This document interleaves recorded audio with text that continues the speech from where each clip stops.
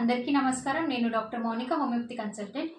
Stress వల్ల మన బాడీలో ఎలాంటి కాంప్లికేషన్స్ వస్తాయి అనే దాని గురించి చెప్తానండి. యూజువల్లీ స్ట్రెస్ అనేది నవేడేస్ ప్రెజెంట్ జనరేషన్లో చాలా మంది స్ట్రెస్తో సఫర్ అవుతున్నారండి. అది మనకు తెలియకుండానే వర్క్ స్ట్రెస్ కానివ్వండి, పర్సనల్ లైఫ్ స్ట్రెస్ కానివ్వండి, సైకలాజికల్గా మనం స్ట్రెస్ అనేది అటాక్ అవుతూ ఉన్నాము.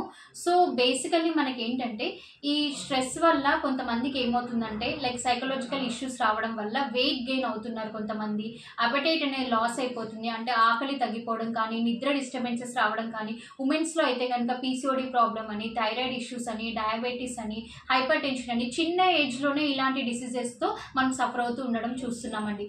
సో ఈ స్ట్రెస్ నుంచి మనం దాని నుంచి బయటపడాలి అని అంటే కనుక మనకి డైలీ రొటీన్ లైఫ్లో అయితే కనుక ఫిజికల్ యాక్టివిటీస్ అనేవి ఉండాలండి. ఫిజికల్ యాక్టివిటీస్ అంటే యోగా కానివ్వండి, మెడిటేషన్ కానివ్వండి, చిన్న చిన్నవి మనకి సంబంధించిన బ్రీతింగ్ ఎక్సర్సైజెస్ కానివ్వండి, వాకింగ్ కానివ్వండి, ఇటువంటివి చేసుకుంటే కనుక ఏదైనా ఇలాంటి ఫిజికల్ యాక్టివిటీస్ ఉంటే కనుక దాని నుంచి మనం డైవర్ట్ అయ్యే అవకాశం అనేది కనిపిస్తుంటుంది. సో ఎవరైనా ఇలా సఫర్ అవుతూ ఉంటే కనుక సైకలాజికల్ ఇష్యూస్తో సఫర్ అవుతున్నా కానివ్వండి, హోమియోపతి మెడిసిన్స్ అనేవి యూజ్ చేసుకోవచ్చు అండి. Thank you so much.